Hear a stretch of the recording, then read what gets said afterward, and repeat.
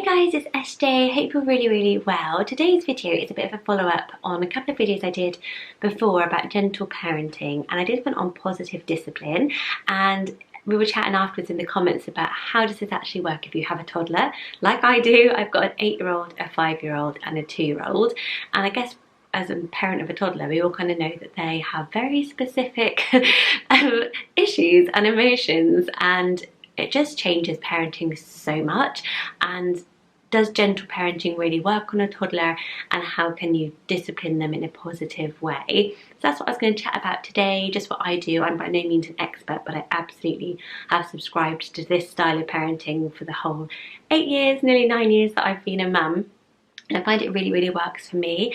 And I also find that my daughter Evelina, who is 2, I find her really well behaved for my expectations. Like, I can take her anywhere.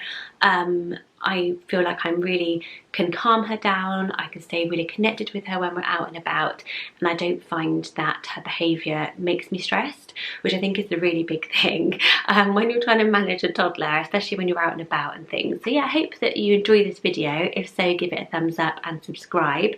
This video may be in 2 parts, so I think I've got lots to say. I've been reading loads and researching loads, so if it is in 2 parts, the second part will be on my channel later on this week, so don't forget to hit the red button that says subscribe if you're not already. Gentle parenting and positive discipline are pretty much the same thing.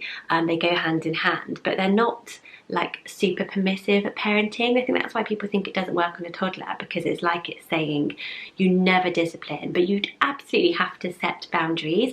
And I read a beautiful thing that was, the most important thing for a child to hear after I love you is I won't let you. And how lush is that? Like, I love that so much, because it's firm but kind. Top marks if you know the quote that movie is from. But yes, I always try to be firm but kind, and I love that type of language, and it allows them to know that you are setting boundaries, that you are in charge, not them. There's not like an equal, like, let's just choose, or honey, we don't draw on tables. It's I won't let you draw on a table. It's still a very gentle style of parenting and a very positive discipline, because they know that they have been set a boundary that is sensible and is protecting them eventually. You're just teaching them, and I always think of this parenting job as being a teacher, and I wouldn't punish a child who came into my class for not knowing stuff. And my child similarly is curious. My toddler, she doesn't know that hitting is bad, that biting is bad, that running onto the road is dangerous. She doesn't know these things. I am literally here to teach her, and I'm not going to punish her for curiosity, and I'm not going to punish her for not knowing this stuff. I'm going to teach her gently and firmly about what is okay to do and what is not okay to do. But there are challenges along the way, and I'm not going to sit here and be like as if I'm this like earth mother goddess, because it's tough, you know. Like, I've had 3 kids and their tantrums are tough, and I think tantrums is really hard one for us to understand.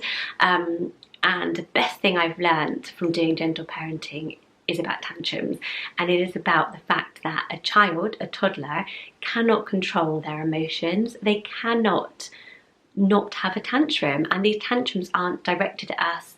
They aren't just temper tantrums. I think calling them temper tantrums all the time is just like they're really angry all the time, and they're not. They're experiencing such a wide range of emotions, different emotions, and understanding that and how to gently parent your way through a tantrum is going to set you up so well for the future. Like, believe me, like, the stuff I've done when Freddie and Finn were this age really has paid off now, to the point where I don't really have to discipline them, because they're so good and they want to behave without the reward or punishment, because it's all instilled in them. So what I was reading, was about toddlers' ability to control their emotions really hit home with me, and how often we end up saying to them, this is such a silly thing to be cross about, calm down, stop behaving like this, and it's really stressful, you start to sweat and get all really worried, and it feels like this baby that you loved and was so perfect, your relationship was so lovely, has transformed into this toddler who suddenly is battling you at every step of the way.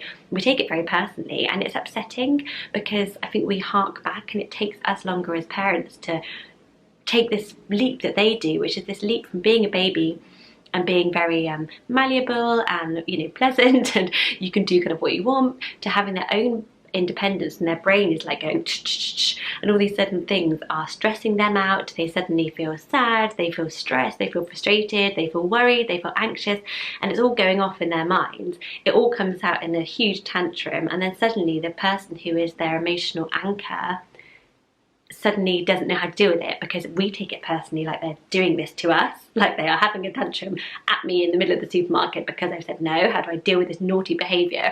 When they're thinking, I just don't know, like I'm feeling this emotion, it's very, very real. So I always liken this to the fact that when I was pregnant, and just a funny story, but I really wanted a baguette.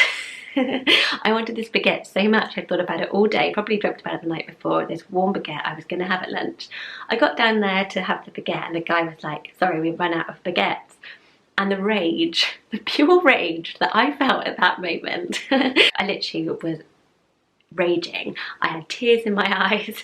I was just ready to do battle, and in that moment that feeling felt so rational to me. And if somebody had been there telling me, just have something else, just have a piece of bread, it's not that big a deal, you can imagine how you would have reacted if you have like PMS or any of that.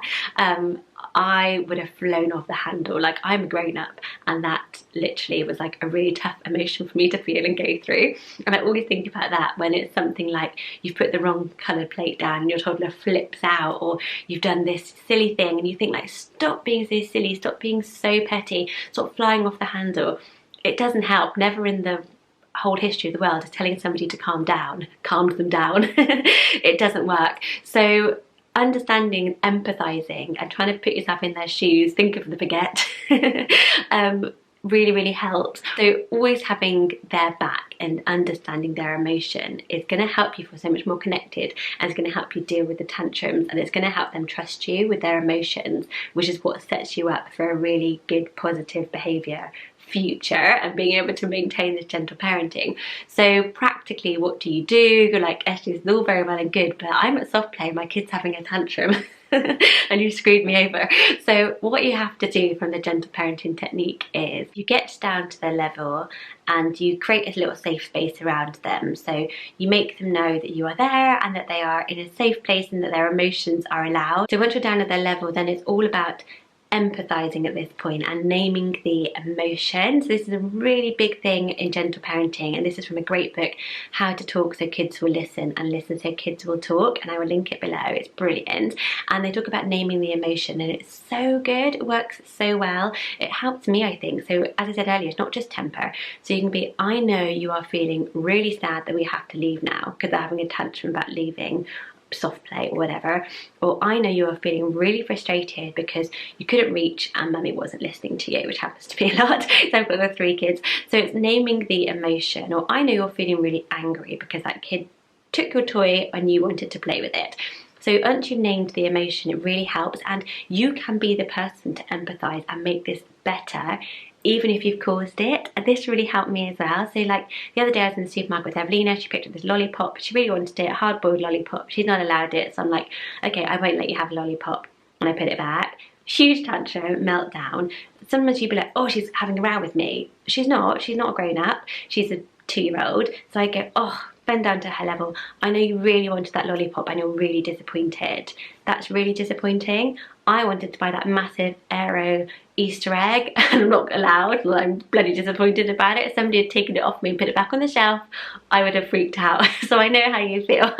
So you can empathise with them even if you're the one who has said no. Give them a hug, leave them alone, whatever it is they like, because obviously we're all individuals. Some of us are touchy, some of us aren't. And then I go, okay, so you're disappointed. So how can you deal with disappointment? So disappointment, you can be offered an alternative. So yeah, I'm really disappointed about my baguette, but I understand that I still want something delicious and yummy, so I will accept. Eventually, when somebody said to me, yeah, that's really crap, they didn't have that baguette, you know, a sandwich isn't going to be as good. I absolutely know that because you really had your heart set on that baguette, but we cannot have that baguette. It's rubbish. Let's go and see if we can find something else you're going to really like. And then I took Evelina off and we had a look around and we chose a Kinder Egg, which she is allowed because it's soft, she's not going to choke on a hard-boiled lollipop. So when you've named the emotion, like I know you're feeling really disappointed, then you can also help you to understand the solution. And another really big part of gentle parenting some people don't understand is as if it's like we don't allow children to feel emotions, and we should be so gentle with them, and gentle being overly kind and almost over parenting. That is not gentle parenting at all. Gentle parenting is almost the opposite, that it says you must allow your children to feel these emotions. We have to allow them to get angry, to get frustrated, to feel sad, and have those emotions. Those emotions need to come out, because as I said earlier, like, we're teachers and we're not going to be able to teach them those emotions. They're not going to learn anything if we kind of mollycoddle them and don't let them have those feelings. And it's almost the opposite of what I thought gentle parenting was, which is like, no, no, no, honey, don't you try and reach it, let mummy get it for you. Whereas actually it's the opposite. It's like, yeah, try and reach it. They get really frustrated, you stand back, you observe, and then you go, I know you're feeling really frustrated right now, and then you're teaching them. It's like emotions are like a muscle, and you have to kind of try it, see how someone's going to react, and that's how you're going to learn. And I think it's really good, particularly in this day and age when we do have all of these like trigger warnings, you know, like we try to not let other people's negative opinions or different points of view get into our social media. And actually we need to have those opposing points of view to know how to deal with stuff, because we are going to come up against more and more negativity and different points of view. And I think it's really interesting that it actually is good to understand that, yeah, somebody can say this to me, it's going to really, really hurt me, but what I've learned through gentle parenting isn't to not allow that. It's to be able to be okay with that and go, I now feel this, but I'm going to know how to react better because I've been taught well. Is a little by point. So yeah, it's not about protecting your child from feelings and emotions. It's not about controlling their behaviour so they don't misbehave. You can't stamp out their curiosity. That's what it is. You're just teaching them how to then navigate around this whole new world that's opening up to them. And you are their biggest guide, their biggest kind of emotional anchor. And we've just got to put ourselves through the paces every single day, and it gets a lot. It does get a lot. And it feels like the person that you love most in the world is battling you or doing this to you. So as much time away as you can get as well, at whatever makes you happy, as much beautiful, lovely, fun time with your toddler, I think is really important at this stage. So whether that's bathing together, napping together, playing quietly together, whatever's going to also help you connect and have majority of your time lovely, so that when you do end up with those tantrums, it doesn't take over your entire day. Do that as well. So I hope this has been useful and interesting. I hope I haven't waffled too much. I would love to know what you think of this in the comments below, and I'm going to tag another couple of YouTubers who talk about similar things in the description box as well. Lots of love everybody, take care, and I will see you very soon in my next video on gentle parenting and toddlerhood. Take care until then guys, lots of love, bye bye.